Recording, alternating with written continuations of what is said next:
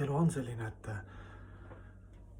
kui sa vaatad seda kriitikat läbi pühameeste ja läbi pühakirjade, noh, pühamehed üldse, eks ju, nad kannavad seda kogemust, seda oma egregooriga sellist omakosa püüdmatut tingimusteta armastuse kruuvi, eks ju.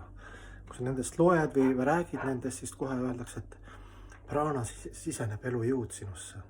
Kui sa Jumala kehastused, tema nimi, miks ta, kui sa õpid nagu sügavamalt, et miks ta nagu nii toimis, miks ta kehastus, miks ta niimoodi tegutseb ja siis puhtalt pühendunud samamoodi pühamehed, siis siin nagu, sa nagu vaatad, vau, et mis motivatsioonid, mis puhtus, eks ju, missugune fantastic, eks ju.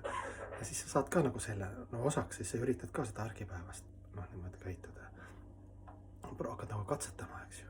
Aga kriitika, igasugune kriitika võib öelda läbi pühakirjad on puhas kuld, kui sa vaatad pühamehi, kui nad kritiseeriti, isegi kui mitte kvalifitseeritud inimene pani täitsa segast, siis pühamees ikka saad teades, et Jumal on kõikjal. Ta võtab ikka igasugust kriitika vastu. Isegi kui see on nagu mõttetu kriitika, siis see kriitika õpetab sulle seda, kuidas käituda, isegi mõttetu kriitikaga. Just kui Jumal vaatab, et kuidas sa käitud, kui sa ütled, et ole vait, vaata, missugune sa ise oled.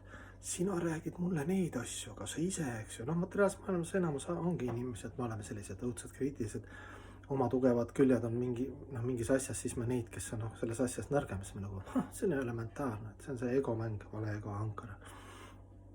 Aga hea huvitav on see, et kui loodus on teadlik, siis igasugune kriitika, mis siseneb sinu ruumi ja sinu suunas, see võib olla valus ja tahaks vastu karjuda või vahest ütledki vastu või mõtled, et leidis ka tuli ka need tüüp, eks ju, kes tuli kritiseerima. Aga Srila Prabhupada on minu õpetajal oli ka ükskord tuli mingi armas selline hipi poiss, kes oli pool pilves ja ütles ka Prabhupadale selle, et loe mantrat, et ära ärritu, kuigi ta Prabhupada, eks ju, puhas vaimne kõrge hing lihtsalt oli rangema õpilaste suhtes mingis momendis, eks ju.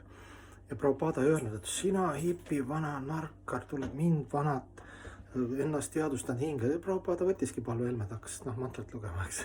Ta ei hakanud nagu selle. See hipi oli ka seal kuidagi templisse sattunud, et Prabhupada, et võtta palvehelmed, et loe parem mantrat, et ära ärritu.